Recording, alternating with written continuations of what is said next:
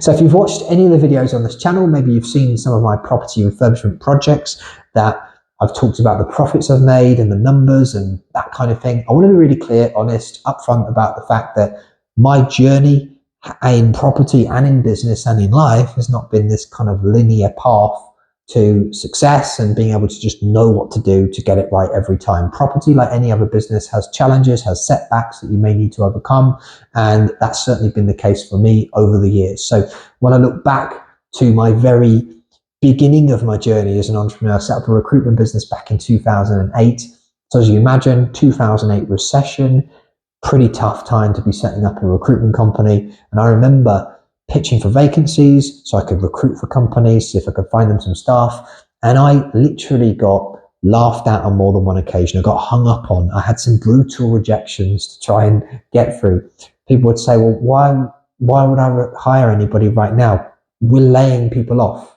Do you not watch the news? You know, I had all these kind of setbacks and certain objections along the way, should we say.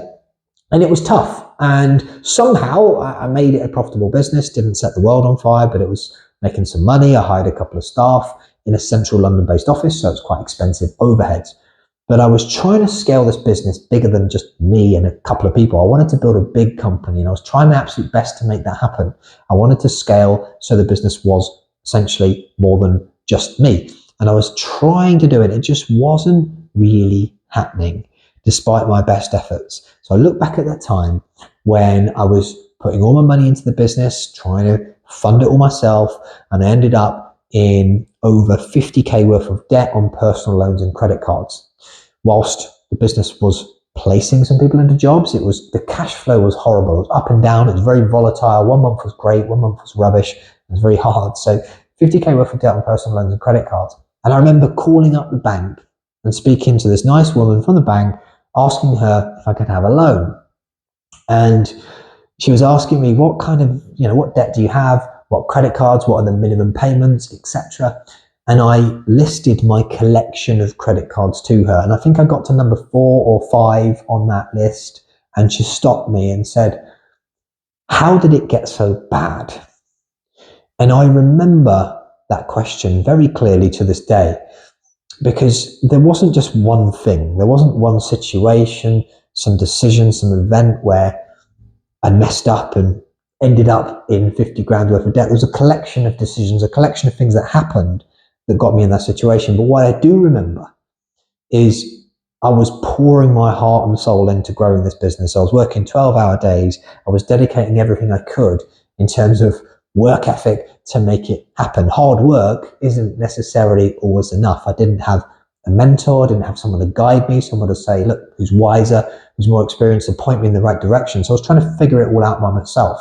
And I just remember being in that situation, trying to overcome it. So long story short, I was able to get out of that situation, to be able to pay it off, and things were a lot more improved in the future. But it was a tough time. I remember I would go to bed at night when I was in 50 grand worth of debt thinking, my heart would race with anxiety, and I was just totally unable to figure out how I was going to pay this debt. And it was a horrible time. I felt ashamed. I felt worthless. I felt embarrassed that I wasn't able to just figure it all out and just find the solution that I needed to find to turn this around.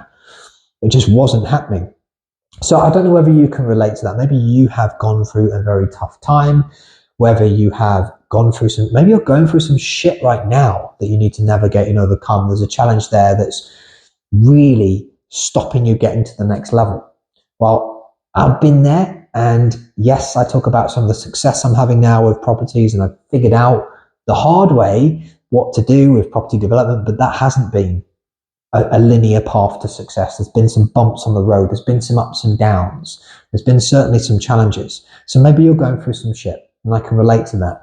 Maybe it's a case of you're just on the cusp of breaking through and achieving some massive success, but you're just having to go through a big challenge that's maybe there to teach you something. Maybe there's a lesson there.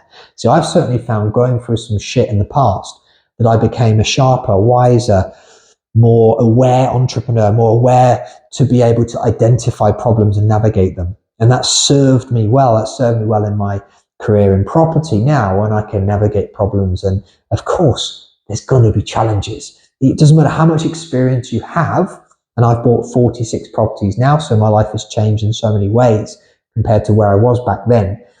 But however experienced you may be, there's always going to be some challenges to overcome. And it's about having that mindset to navigate them effectively, to learn from them, and push forward to the next level.